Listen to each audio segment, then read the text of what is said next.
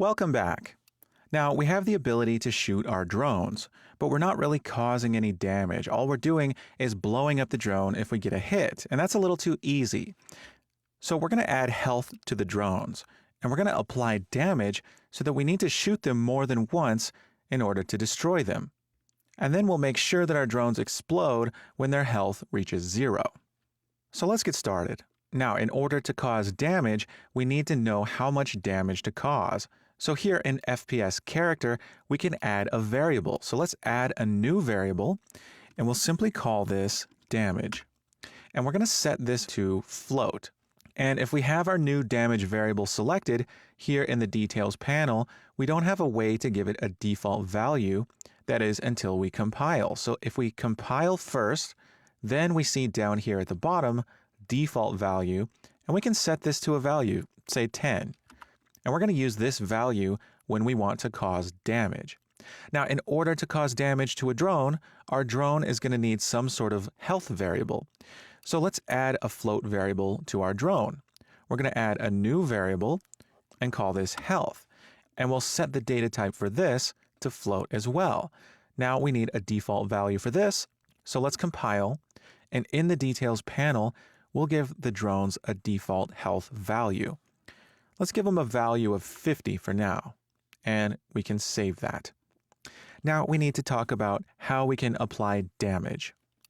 Now we need our drone to be able to take damage. Now Unreal Engine has the concept of damage already built in. There exists something called onTakeAnyDamage. This is one of the many ways that actors can take damage. OnTakeAnyDamage belongs to actors. There exists an event dispatcher. Whenever a damage event occurs in the game, the event dispatcher checks to see if any events are bound to it, and then it will broadcast to those events. So we can bind an event to onTakeAnyDamage, and we do it like this. At some point in our event graph, such as event begin play, we bind an event to onTakeAnyDamage, and this results in that event being fired off anytime a damage event occurs. Now, we'll see very shortly how to make a damage event happen.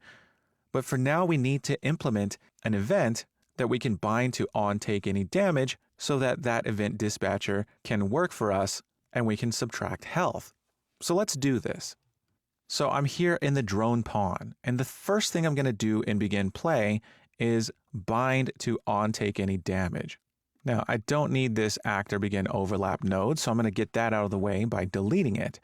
And I'm going to drag off of begin play, and I'm going to type onTakeAnyDamage. Now, notice there are some options here, and one of those is bind event to onTakeAnyDamage. If we select that, we have this node for binding to onTakeAnyDamage, and we could create a custom event and associate it with this event dispatcher.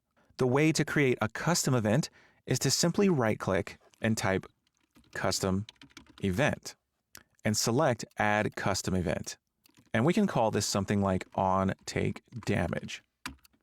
Now, in order to bind this event to the onTakeAnyDamage dispatcher, we need to connect the two, and that's what these little red squares are for. We can connect them with a red wire like this. And now when a damage event occurs, our custom event will be fired off. Now, there's a shortcut to all of this. If I were to drag off of begin play and type onTakeAnyDamage, we have this option, assign onTakeAnyDamage. And if we select that, then it creates a custom event for us. And this custom event has all of the appropriate output parameters that we need, because in order to assign an event to onTakeAnyDamage, we're going to need some of these parameters, such as how much damage is being caused. So rather than using our custom event, I'm going to delete those and use this custom event auto-generated for me. And I'm going to connect our bind node to the rest of our begin play logic. Now we can rename this, and I'm going to call this onTakeDamage. Now, whenever a damage event occurs, our drone pawn will have its onTakeDamage event fired off. Now, what do we want to happen if that's the case? Well, for one, we should subtract from its health. And I want to subtract the amount of damage that was done. Now, again, we haven't caused any damage yet. We haven't generated a damage event. We'll do that next. But once we do, we'll specify how much damage will be called, and on take damage will receive that value, which we can use here. So we're going to set our health. We're going to drag health out and set it. And what do we want to set it to? Well, we want to set it equal to its old value. So we're going to drag out and get health and subtract away the damage amount. So I can drag off of health, hit the minus key, and select subtract. And we can subtract damage. So we're setting health equal to health minus damage. So let's set that and connect it to our event. So that takes care of setting our health. But then we need to check to see if health has reached 0. And if that's the case, well, we can blow up. So we can check by dragging off of health to get its value. And we can type the less than sign and get a less equal node. This node will compare health to the second value, which is 0, and return a Boolean. If health is less than or equal to 0, this node returns true. So we can use a branch here. Now, I'm going to get these other nodes out of the way by scooting them over. And I'm going to hold the B key down and left click to get a branch and use this Boolean value as the condition and hook this up. Now, if health is less than or equal to 0, what do we want to do? Well, we want to explode. And we have a function for that, which we created ourselves called explode. So we're going to explode if health reaches 0. So now our drone is capable of taking damage. But how do we actually apply damage? Well, causing damage couldn't be any easier. This is another thing built into Unreal Engine. It has the concept of applying damage. There's a function called apply damage. Now, this causes a damage event. So this mysterious damage event we've been talking about happens behind the scenes, and it's triggered in response to causing damage. Apply damage is one of the ways we can cause that. So once we call apply damage, on take any damage will respond. So notice apply damage requires a damaged actor. We have access to that actor once we perform our line trace thanks to our hit result. It also has a number of other parameters. We can leave those empty except for the damage amount, of course, and we have a variable on the character for that. So for your challenge, I'd like you to apply damage to the drone when we shoot it. Use the hit actor in our hit result from the line trace and pass in our damage variable. Once you're done, play test the game and see if you can shoot the drone multiple times and blow it up. Pause the video and do this now. All right, so we're ready to apply damage. Let's go back to FPS character and go to the event graph. Now here's our input action fire, and we have our line trace here. And off of the line trace, we have the hit result with our hit actor.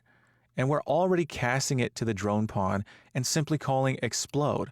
But rather than exploding it directly, we want to cause damage. So let's delete that explode function node, and instead we're going to call apply damage. So let's get an apply damage node, hook that up, and for the damaged actor, we're going to pass in the drone pawn. And for base damage, we're going to pass in damage, like so. So let's compile and playtest this. Now remember, we're causing 10 damage per shot, and our drones have a health of 50, so we should have to shoot them 5 times before destroying them. Let's try this. So I'm going to shoot once, twice, 3, 4, and 5. Perfect. All right, so we're now applying damage. We now no longer just blow up the drone when we first shoot it, but rather we're causing damage in increments, so our game is looking more and more like an actual video game with combat mechanics like damage and health. Perfect. I'll see you soon.